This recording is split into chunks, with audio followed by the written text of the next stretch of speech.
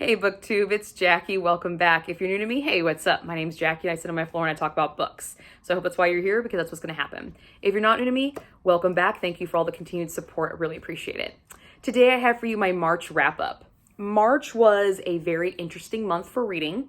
I participated in the Greek Godathon hosted by Esme over at Bookish Buddies, and I had a blast doing it. It was month long, so I designed my whole TBR just around this one read-along, or readathon.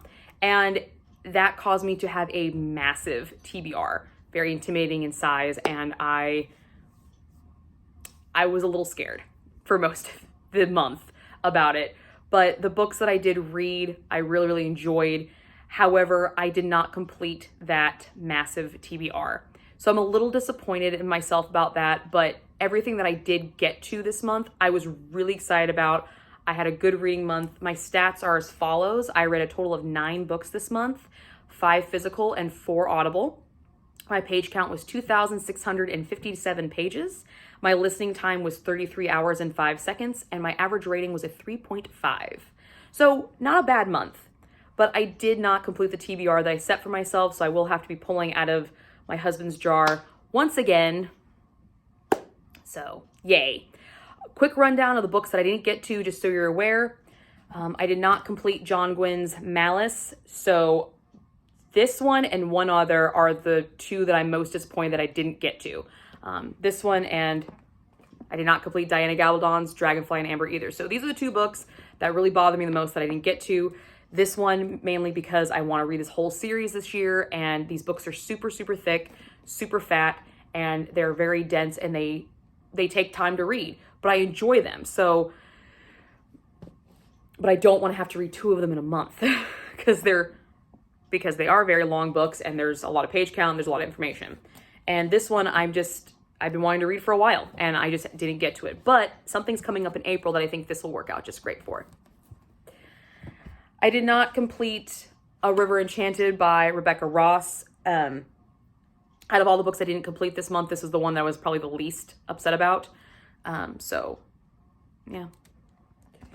And I did not complete my classics challenge of reading a classic a month, which I picked Northanger Abbey by Jane Austen. So I have created kind of a little punishment for not completing this challenge, and you'll see that in my April TBR.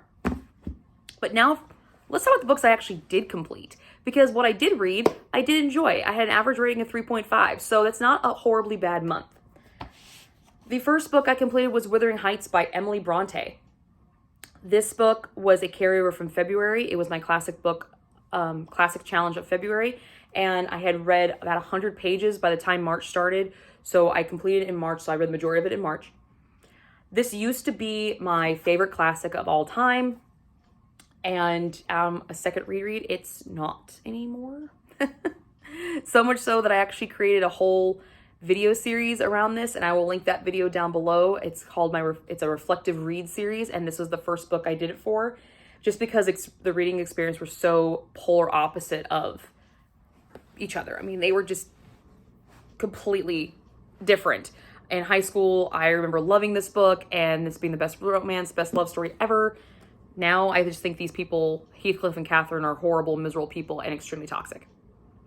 But, however, I did give this a 4-star because it's still a really damn good book. The next book I completed was Clanland's Almanac. I'll insert a picture here, a little Vanna White moment. And that was done by Sam Hewen and Graham McTavish. This is kind of the sequel to their Clanlands, and I gave this book a 4-star. I really enjoyed this one. The banter was there, the camaraderie, the bickering. Oh, it was great. All that stuff was great. However, I did not give it a 5-star just because they went a little in depth on stuff that I didn't necessarily always care about. The way this book is set up is every chapter is a different month, and they kind of go over any major events happening in that Scotland Isles area in that month. They have a drink of the month, they have the food of the month, traditions, and some of the stuff it wasn't really appealing to me. And a lot of the stuff they do cover, they already cover in Clanlands. They just went in more depth here. But I highly still recommend this book. I really, really did enjoy it, even though I did give it a 4-star, because the banter and the bicker is just it's what makes this book. It really does. It makes it. So definitely check this one out on Audible, because Sam McTavish, might as well. They're like a married couple. Sam Hewen and Graham McTavish narrate this book as well. So thumbs up on this one. The next book I completed was Wicked Saints by Emily Duncan. This is the first in a trilogy. Something Dark and Something Holy, I think, is actually the series name. I was wrong when I said it in my TBR originally. But this one was on my want to read by the end of 2022 list, and I'm happy to say I can knock it off. I did read it. However, I did give it a 3-star. It was what I thought it was going to be, but there was a lot of obvious moments in this book that just kind of depressed me, because at the very end, there's this massive twist that I didn't see coming. And I was like, oh my God, that was awesome. Like, that's what hooked me. And now I want to read the rest of the series, which I did purchase the rest of the series. So I liked it enough to carry it on. But the author can do this massive twist at the end that didn't see coming at all. But all the other twists and turns prior to it were all really obvious. And that just didn't sit well with me. I'm like, if you have this talent, why don't you just use it through it? Because your score would have gone so much higher. And I think this book would have been 10 times better had she continued to use that skill throughout the book. Now, this story follows 3 characters, Natsia, Malakish, I think is how you say his name, and Seraphin. And their stories interweave and intertwine, and then there's this big, massive twist, and you're just like, whoa, yeah, okay. All right, I'm down. I'm good with this now. But this book does have a lot of blood, guts, and gore. So if that bothers you at all, don't pick this book up, because the whole magic system is a blood magic system. And so there's a lot of blood. But it wasn't bad. I enjoyed it. The next book I picked up was the first omnibus by Gotrek. I cannot talk today. That's probably why this is the 16th time I filmed this video. This is the first omnibus by Gotrek and Felix by William King. Now, there are 3 books in this one installment, so I just read the first book for the readathon, which was Troll Slayer, and I gave it a 3-star. But essentially what this whole omnibus is Gotrek, which is the little dwarf barbarian guy here. He is seeking a way to find an honorable death.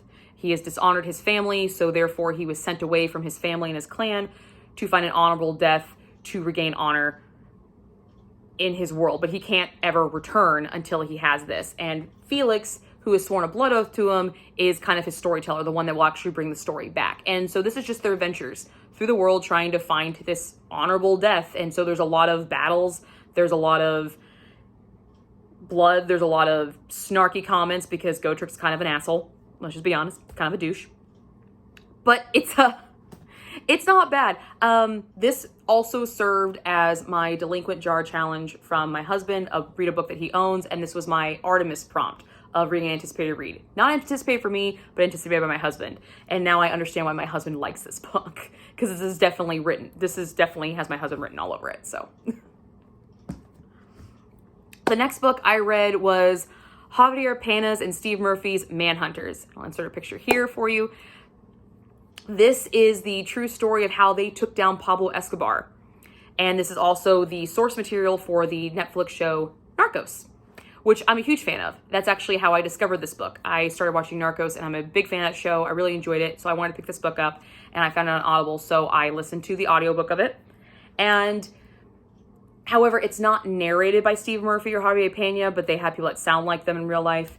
And it was okay. I gave it a 3-star. The Narcos show is far better than this book, because they obviously take a lot of liberties. And they even say in the book that they take a lot of liberties. But all the parts I really enjoyed about the show were liberties taken. They weren't the actual, main meat of the actual story of taking down Pablo Escobar. But this book did wet my whistle enough to want to pick up some more books about Pablo Escobar.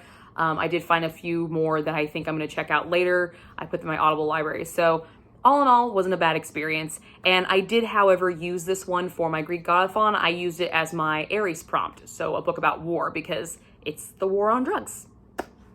Say no. Just say no. The next book I completed was this guy. Oh my god. Oh, I'm so excited about this.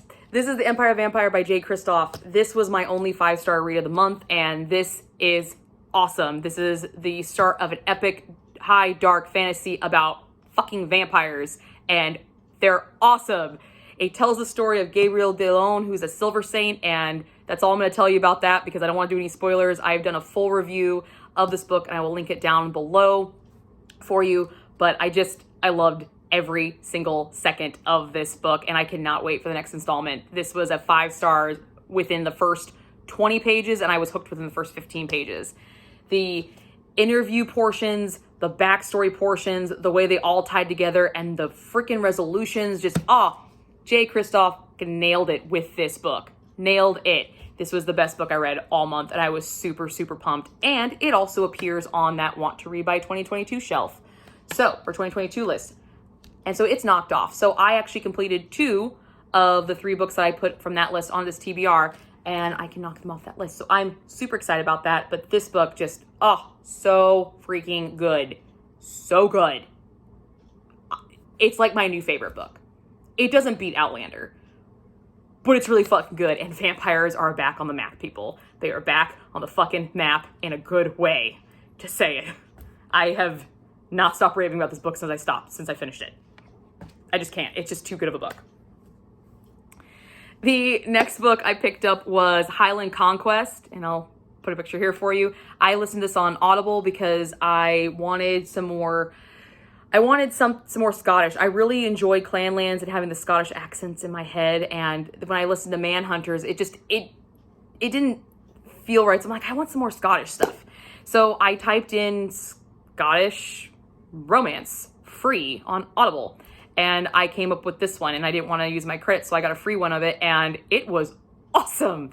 This is by Heather McCollum, and it is the first in what I believe will probably be a quartet, and it follows 4 brothers. This installment follows Kane Sinclair, who these 4 brothers kind of have this legend of being the physical representation of the 4 horsemen of the apocalypse. And Kane, being the eldest, he is the horseman of conquest or pestilence. Usually is the first horseman, but he's also known as conquest.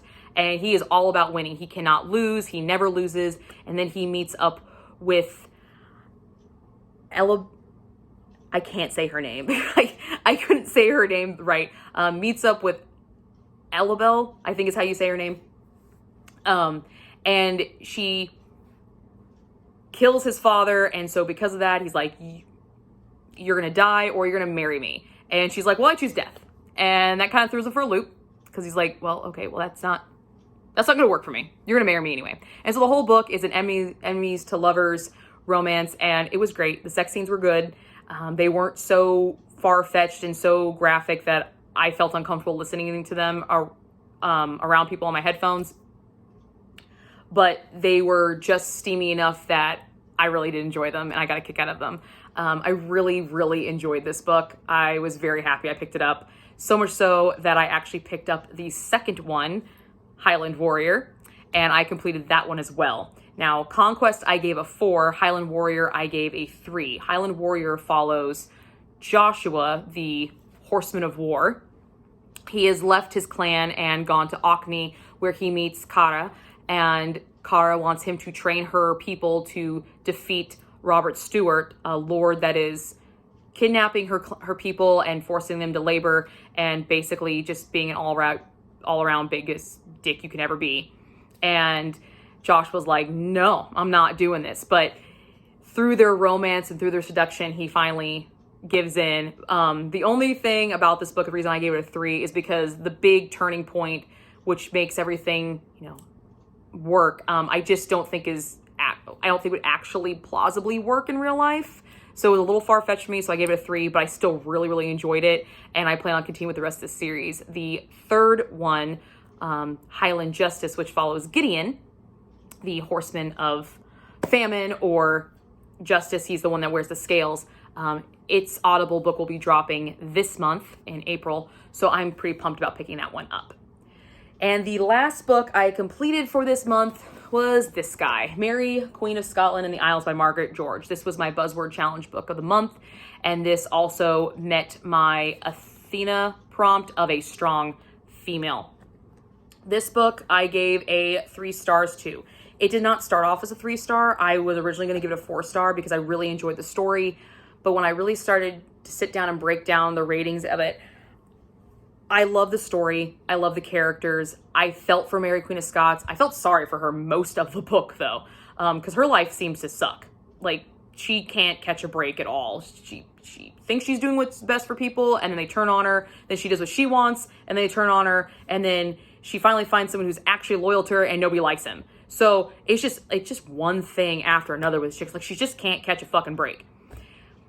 The reason I gave it a 3, though, as invested as I was in the story, was it was just so long. It got to the point where when I was reading it, I was enjoying it. I didn't not hate the story. It's just got to a point where I'm like, I'm tired of reading this, and I know how it ends. Mary, Queen of Scots dies, all right? She dies. I know it ends, so can we just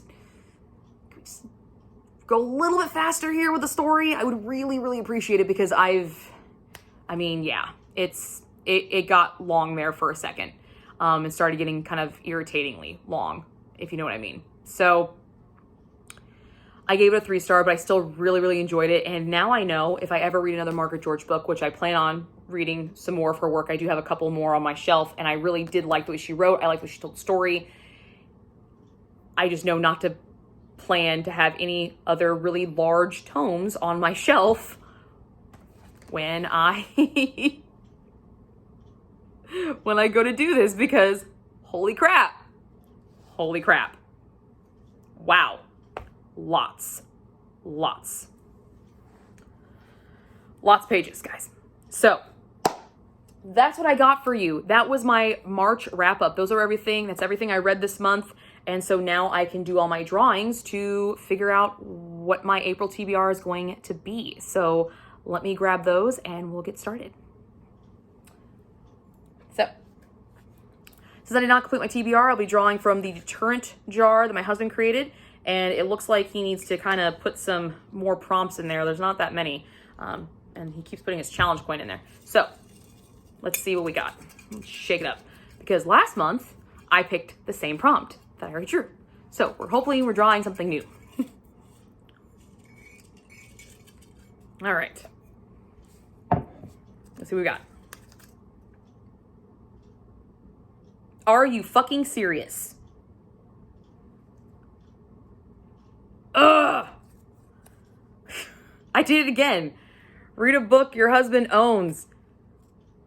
Is this the only prompt in there? Like, All right, well, I think we have an idea of what I'm going to be reading. Try my jar. Ugh. All right, let's see what we got here.